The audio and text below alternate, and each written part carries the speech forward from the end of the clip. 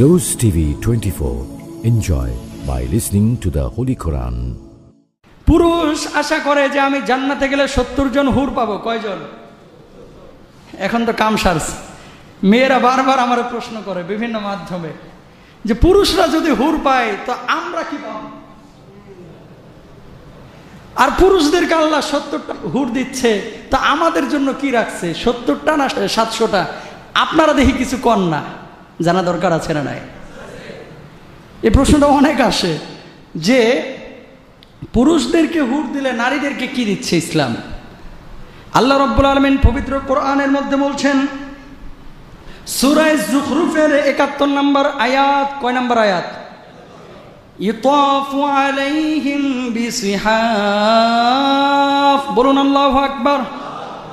অন্য আরেকটা আয়াত আল্লাহ রাব্বুল আলামিন হামিম সাজদার 31 নম্বর আয়াতে বলছেন, ওয়ালাকুম ফিহা মা তাশতাহি আনফুসুকুম ওয়ালাকুম ফিহা মা তাদউন। আল্লাহু আকবার। আল্লাহ রাব্বুল আলামিন বলছেন, জান্নাতে যারা যাবে তারা যখন জান্নাতি হয়ে যাবে, পান পাত্র নিয়ে, শরাবের পাত্র নিয়ে তাদের পাশে আল্লাহর ফেরেশতারা ঘোরাফেরা করবে।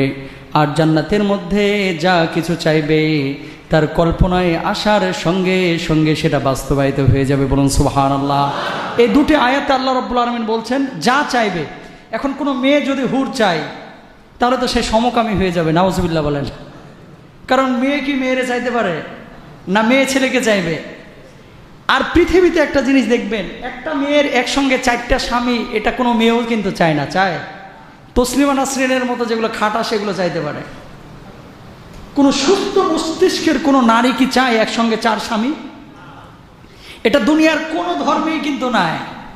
হিন্দু ধর্মে নাই, বৌদ্ধ ধর্মে নাই, খ্রিস্টান ধর্মে নাই, মুসলমান ধর্মে তো নাই। তো নারী যখন জান্নাতে যাবে, সেই নারী যদি চায় আল্লাহ আমার স্বামীকে আপনি এনে দেন, আল্লাহ রাব্বুল আলামিন ওই স্বামীকে এমন সক্ষমতা, ওই স্বামীকে এতটাই পাওয়ার, এমন সৌন্দর্যতা দান করবেন, এমন সুন্দর করে উপস্থাপন করবেন যে 70 জন হুরের চাইতেও ওই স্বামী আরো আকর্ষণীয় হয়ে যাবে। এখানে তো আওয়ামভাবে আল্লাহ রাব্বুল আলামিন বলে দিয়েছেন, স্বাভাবিকভাবে। নারী হুরের অবলিগে তুমি 70 কেন 700-7 লক্ষ যদি কোনো স্বামী চাও, তুমি জান্নাতের মধ্যে যদি চাও, আল্লাহ তো আওয়াম রেখে দিয়েছেন, তোমার জন্য সেই ব্যবস্থা আছে। কোরআনে আল্লাহ রাব্বুল আলামিন বলছেন, হুরুম মাকসুরাতুন ফিল খিয়াম। আল্লাহ রাব্বুল আলামিন কিয়ামতের ময়দানে পুরুষকে হুর দান করবেন, হুর যাদের চোখগুলো হবে বড় বড় ডাগর চোখা। এই নারীরা যদি পৃথিবীর দিকে তাকাতো, পৃথিবী আরো সুন্দর হইতো আল্লাহ রাব্বুল আলামিনের আদেশে। এই নারীরা এতটাই সুন্দর হবে, যাদের চেহারা এতটাই সুন্দর করে আল্লাহ রাব্বুল আলামিন সৃষ্টি করেছেন যে যে দেখবে তার দুনিয়ার জীবনের সমস্ত খাহিশাতগুলো অটোমেটিক মিটে যাবে। বলুন সুবহানাল্লাহ। কোনো অপূর্ণতা থাকবে না। তাহলে নারীকে আল্লাহ রাব্বুল আলামিন কি দিবেন? কিয়ামতের ময়দানে হুরের অবলিগে নারী যা চাই তাই দিবে। এখন আপনি বলতে পারেন, তো পুরুষেরটা আল্লাহ কোরআনে উল্লেখ করলেন, নারীরটা উল্লেখ করলেন না কেন? নারীরা সবসময় হয় একটু লাজুক প্রকৃতির। একটা কথা জিজ্ঞেস করবেন, খুব পার্সোনাল, দেখবেন বলতে চাইবে না, না এখন না থাক, ঠিক কিনা? যদি বলে না না বলো কোনো সমস্যা নেই, না এখন না, অন্য সময় বলো। আর পুরুষরা জিগানোর আগে ফট করে কয়ে হালায়, কথা বলেন না কেন? মুরব্বীরা জানে না, কিন্তু যুবকরা তো জানো, তাই না? তো এই জন্য নারীরা সব সময় হয় লাজুক প্রকৃতির। আপনি আপনার মার কাছে, খালার কাছে যারা বয়স্কা, তাদের কাছে কোনো গভীর থেকে গভীর অথবা ঘনিষ্ঠ কোনো কথা শেয়ার করতে পারেন? মুখে আটকায় না? কেন আটকায়?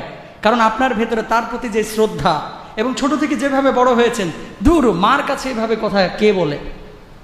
আপনার স্ত্রীর কোনো বিষয় আপনি কি মার কাছে শেয়ার করেন? নাকি স্ত্রী দাদির কাছে বলে? দাদি আমার মার কাছে সাপ্লাই করে, ঠিক কিনা? আবার দাদি আবার স্ত্রীকে বলে, স্ত্রী আমার স্বামীকে বলে, এরকম হয়, একটা চেন মেনটেন হয়।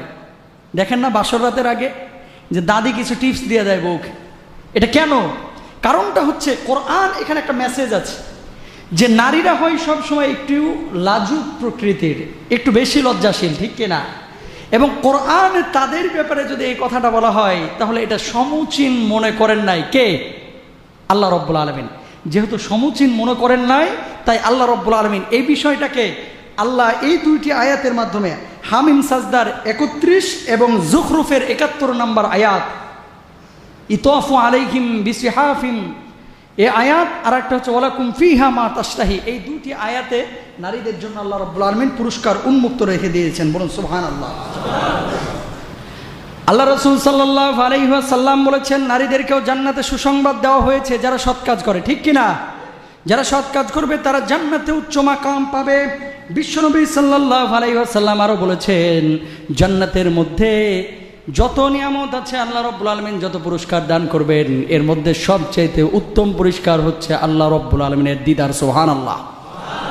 শুনেন, আপনি নারীকে কেন কামনা করেন, স্ত্রীকে কেন কামনা করেন? একটা বিশেষ সম্পর্কের কারণে এবং কিছু খেদমতের কারণে। এই তো জান্নাতে আপনার খেদমত আছে আর বিশেষ সম্পর্ক, এটা জান্নাতের মূল উপাদান না। এর চাইতেও জান্নাতে বড় বড় নিয়ামত অপেক্ষা করছে। বলুন সুবহানাল্লাহ। এবং জান্নাতের সবচেয়ে বড় নিয়ামত হচ্ছে আল্লাহ সুবহানাহু ওয়া তাআলার দিদার। তো নারী যদি এই প্রশ্ন করে যে আমি হুর পাবো কিনা, তাহলে কোরআন বলছে হুরের চাইতেও ভালো কিছু আপনার জন্য কি করছে, অপেক্ষা করছে। পুরুষকে তো হুর দিয়ে আল্লাহ রাব্বুল আলামিন থামিয়ে দিয়েছে, আর নারীকে তো বলে দিয়েছে যে তুমি কি চাও সেটা বলো।